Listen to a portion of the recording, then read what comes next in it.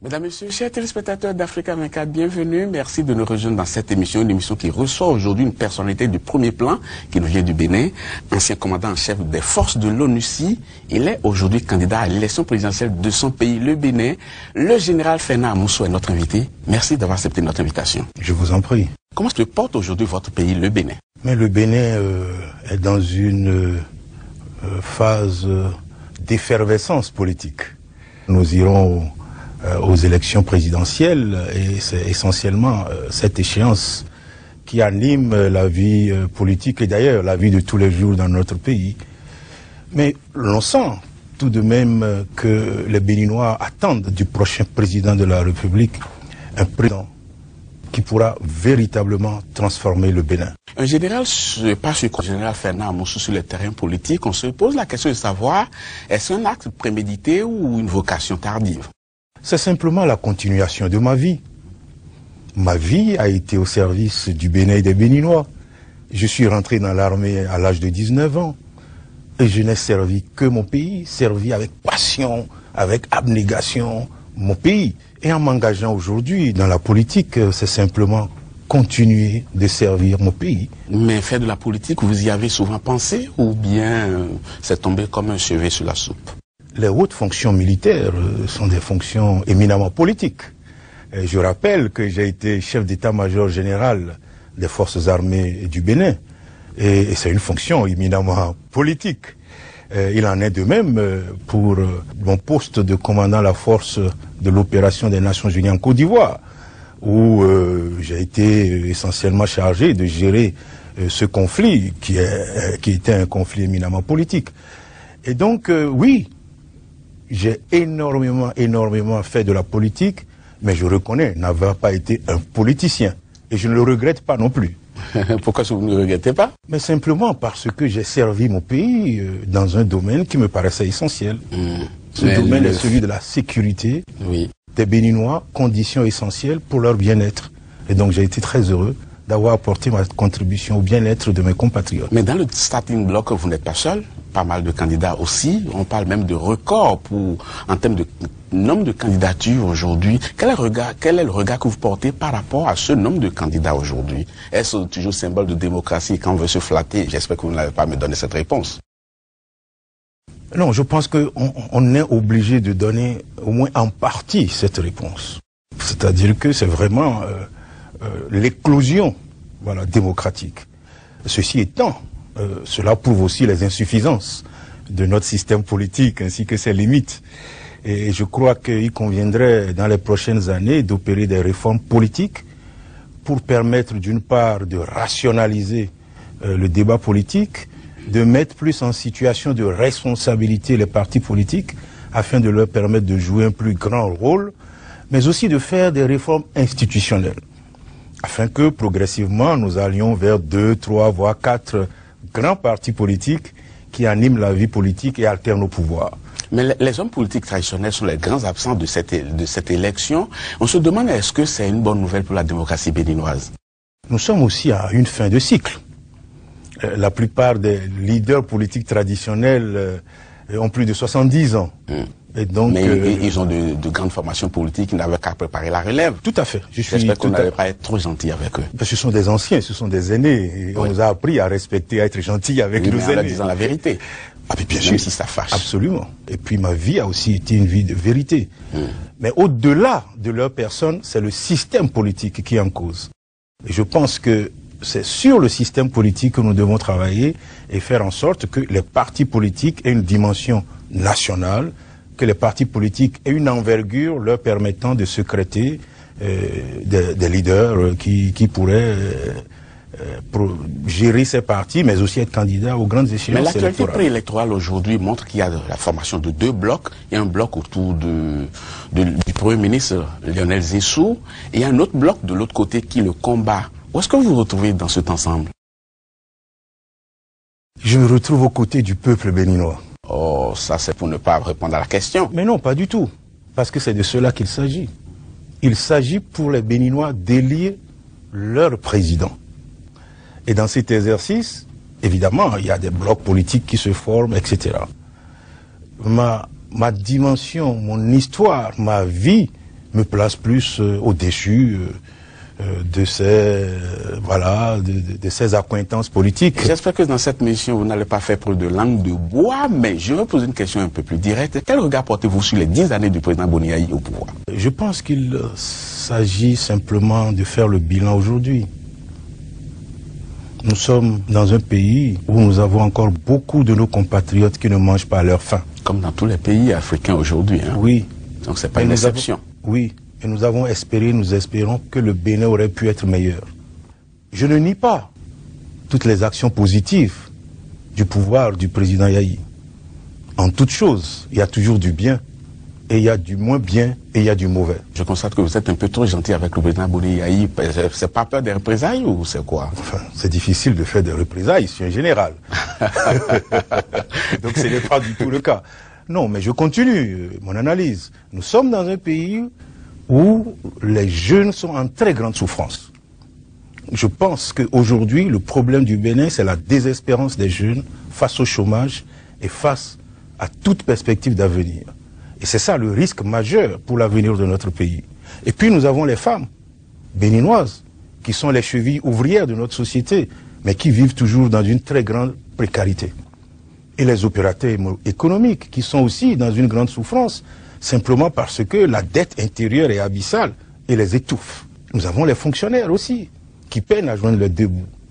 Au total, le régime du président Boni Yayi a apporté, certes, dans certains domaines des progrès, mais il faut reconnaître et avoir le courage et la vérité de reconnaître que, tous les objectifs attendus ne sont pas atteints.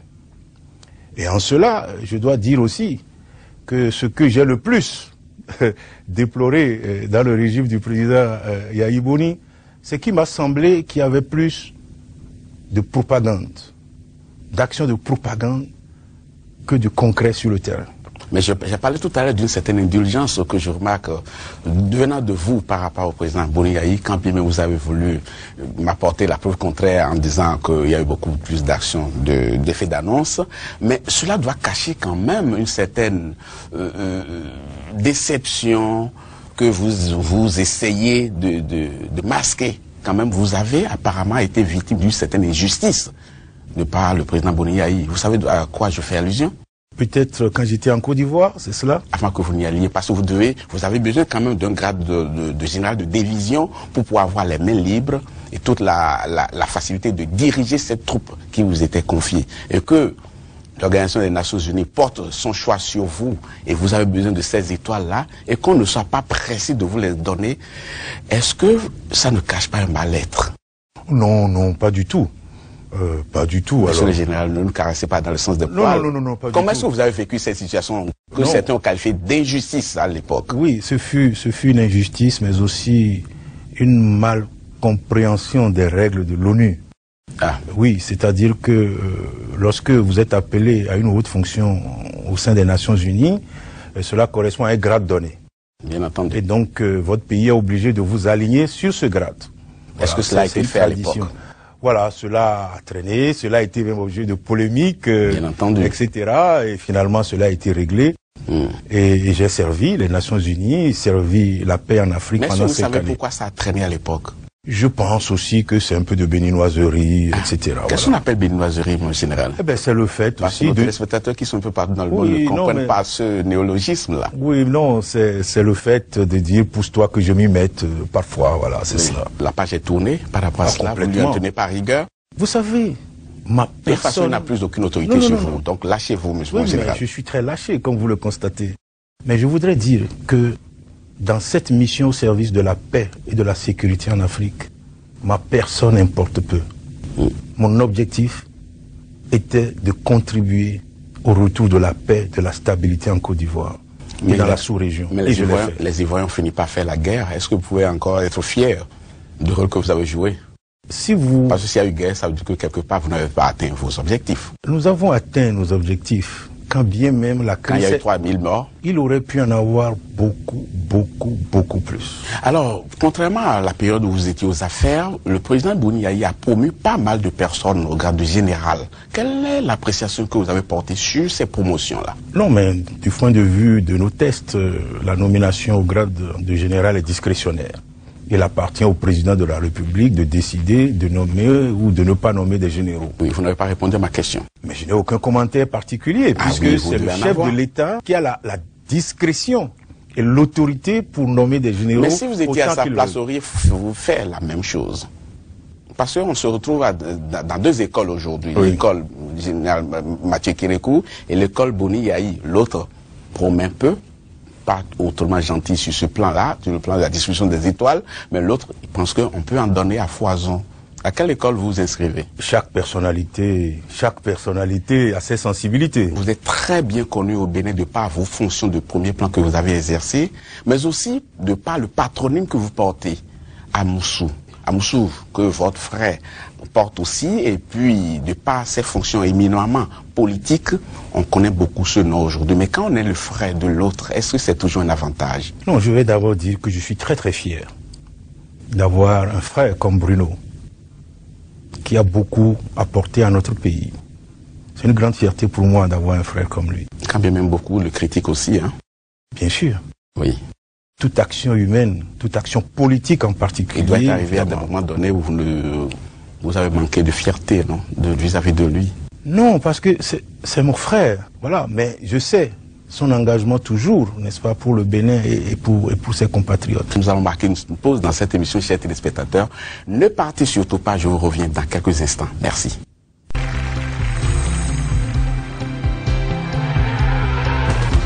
Nous sommes de retour sur le plateau d'Africa 24 pour la seconde partie de cette émission qui reçoit aujourd'hui un candidat à l'élection présidentielle, le général Fena Amoussou, toujours en notre compagnie. Merci d'être là pour nous. Merci beaucoup. Je disais tout à l'heure que quand on est le frère de l'autre, ce n'est pas toujours un avantage. Votre frère Bruno Amoussou dirige la coalition de forces politiques qu'on appelle l'Union fait la Nation, mais à la grande surprise de tout le monde, alors qu'on attendait beaucoup de cette coalition, elle n'a pas été à même de désigner un candidat à l'élection présidentielle. Est-ce que le fait que vous soyez candidat n'a pas influencé les choses? Personnellement, je ne peux pas répondre à la place des dirigeants de l'Union fait la Nation. Oui, on peut lire dans la pensée des uns et des autres. Oui, mais vous savez, en politique, il faut être extrêmement prudent dans la lecture de la pensée des autres. Ce que je sais, c'est que l'Union fait la Nation une coalition de partis. Et chaque parti a ses intérêts, ses positionnements. Et à un moment donné, il est apparu qu'il n'y avait pas de convergence de points de vue des différents partis formant cette coalition. Et évidemment, elle a été en incapacité de s'entendre, de désigner un candidat. C'est vrai, l'on aurait pu dire son frère, Amoussou Bruno, est le président de la coalition et naturellement, son frère aurait pu influencer pour que ce soit le petit frère qui soit désigné par sa coalition. Oui, où se trouve la vérité dans tout ça? Mais la vérité est simplement que cette coalition a travaillé en son sein de manière, je crois, libre, autonome et n'a pas subi, à mon avis, d'influence de son président. Mais est-ce que pour une fois vous avez manqué de fierté pour votre frère par rapport à cela? Parce que c'est un échec. Vous le constatez avec moi, que c'est un échec que on n'a pas été à même de désigner un candidat quand on a quand même porté. Non, c'est clair que c'est un échec, mais qui n'est pas personnel. C'est un échec collectif, c'est-à-dire c'est un échec de la coalition, pas un échec d'une personne. C'est la coalition qui a été en incapacité de choisir un candidat. Alors, mon général, on va évoluer dans cette émission. Excusez-moi, mais cela pose encore une fois la question de notre système politique.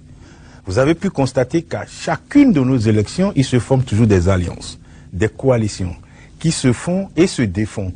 Voilà. Cela est une illustration parfaite des insuffisances de notre système. C'est-à-dire que aucun de nos partis politiques n'a actuellement la dimension nationale et l'envergure nécessaire pour avoir un candidat ou des candidats à des élections comme l'élection des députés et d'y aller tout seul. Et donc cela montre qu'il est extrêmement impérieux de faire des réformes politiques pour nous amener progressivement à avoir des partis forts et influents. Cela fait partie de votre projet de société? Absolument. C'est pour cela que j'en parle. Mais comment opérer cette réforme? De deux façons. La première, c'est d'ouvrir un dialogue au sein de la classe politique en y associant la société civile et de poser le problème, le diagnostic, et d'amener les uns et les autres à comprendre la nécessité d'approfondir notre démocratie et d'arriver à des normes démocratiques comme nous le voyons un peu partout autour de nous, au Ghana, au Nigeria, sans parler de l'Europe et des États-Unis. Et si nous arrivons à un consensus, alors il faut le traduire, n'est-ce pas, de manière institutionnelle, en apportant les modifications, les amendements nécessaires à notre constitution et permettre que les partis politiques puissent se former sur des bases beaucoup plus larges. Et Général Fernand Amoussou, en observant la période préélectorale, on a comme l'impression que le débat n'est pas axé sur les projets de société. Vous êtes d'accord avec moi que les Béninois s'y intéressent très peu. Et par conséquent, puisque personne ne prend la peine de lire les projets de société pour pouvoir les comparer, je ne vais pas vous faire l'affront de me dire qu'est-ce que vous voulez faire dans tel domaine, qu'avez-vous prévu. Mais en quoi votre projet de société fait l'originalité? Vous avez posé tout à l'heure une question fondamentale. Quel est l'état du Bénin? Dans beaucoup de secteurs, il y a du désordre. Et je pense aujourd'hui, ce dont les Béninois ont le plus besoin, c'est que le pays soit mis en ordre dans tous les secteurs. C'est ce que tous les candidats racontent. Alors, vous, particulièrement, en quoi vous vous démarquez des autres, justement? Mais je me démarque des autres d'abord par ma vérité. Mes compatriotes savent que je tiens toujours un langage de vérité, que je tiens toujours parole. Deuxièmement, les Béninois savent qu'ayant travaillé pendant une quinzaine d'années avec le président Kérékou, que j'ai beaucoup appris de lui. Et troisièmement, les Béninois connaissent mon patriotisme, mon obligation à les servir. Et ils savent que dans la situation actuelle de notre pays, dans le foisonnement des candidatures, dans une situation où les Béninois eux-mêmes ne savent plus dans quel sens aller, ils ont besoin d'un de leurs fils qui peut mettre de l'ordre, qui peut les rassembler, qui peut amener tous les Béninois de tous horizons à se rassembler pour relever ensemble les défis auxquels nous faisons face. Certains Béninois qui sont très pessimistes estiment que le degré de pourrissement de la vie politique ici, aujourd'hui, atteint des proportions qu'il faut un homme fort, et pourquoi pas un militaire, pour siffler la fin de la récréation. Peut-être pas des méthodes démocratiques ou des méthodes peu démocratiques.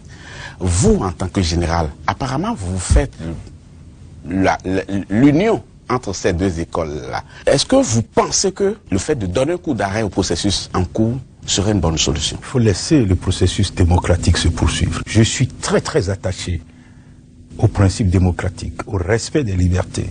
J'y suis profondément attaché. Mais dans le même temps, comme mes compatriotes, oui, il y a du désordre dans notre pays. Et donc, il faut y mettre de l'ordre. Mais de l'ordre dans le dialogue, dans l'unité nationale. Mais aussi, vous savez, le désordre aussi tient son origine dans l'impunité. C'est-à-dire que l'on peut faire ce que l'on veut, l'on peut détourner ce qu'on veut, l'on peut casser ce que l'on veut, et tout demeure impuni. Le général à chicotte, c'est ça?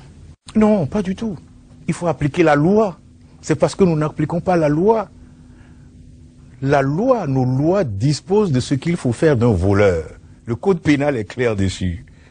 Mais tout le monde est unanime là-dessus, hein, qu'il faut appliquer les tests, mais personne n'est prêt à donner l'exemple. Mais c'est pour cela que je suis candidat.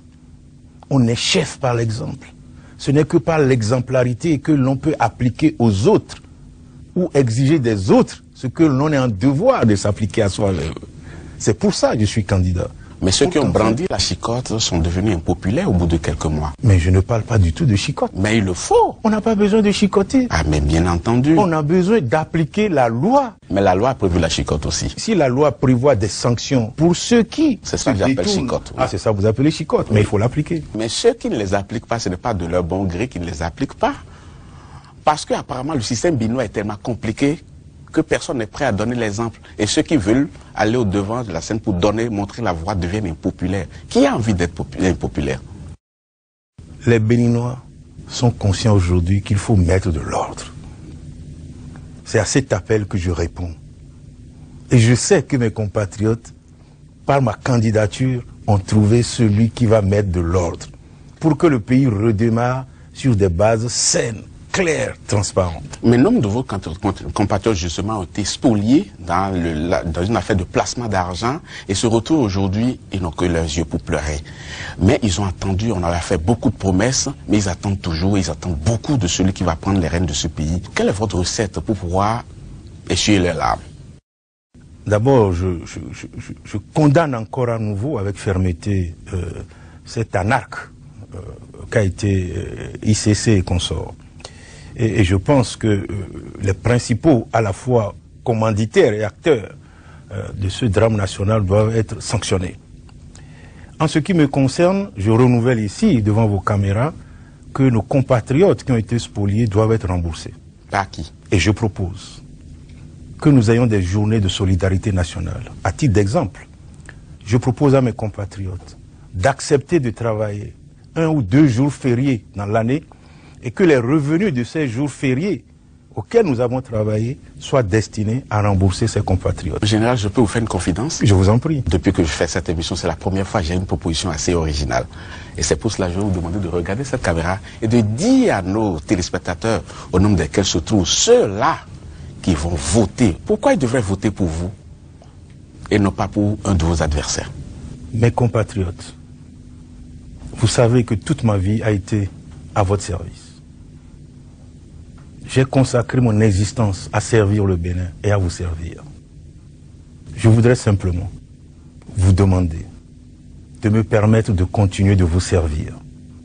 Je suis candidat à l'élection présidentielle pour vous servir, pour redonner espoir aux jeunes, redonner le sourire à nos femmes, mais mettre aussi de l'ordre pour que notre pays continue son chemin vers plus de progrès et de solidarité pour tous.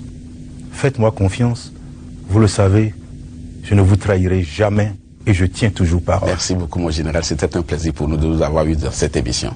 Merci beaucoup. On se reverra après l'élection pour faire le point. Et si vous étiez l'homme désigné par les Béninois, je serai avec beaucoup de plaisir que je recevrai dans cette émission pour votre première déclaration à la nation béninoise. Vous pouvez le pari avec moi? Mais je prends le pari. Merci beaucoup. Merci beaucoup. Merci. Beaucoup de succès pour la suite. Merci beaucoup. Quant à vous, chers téléspectateurs, nous arrivons au terme de cette émission. Merci beaucoup de l'avoir suivi. Prochain rendez-vous très bientôt pour un autre numéro. Pour l'instant, je vous laisse en compagnie des programmes d'Africa 24 très bientôt.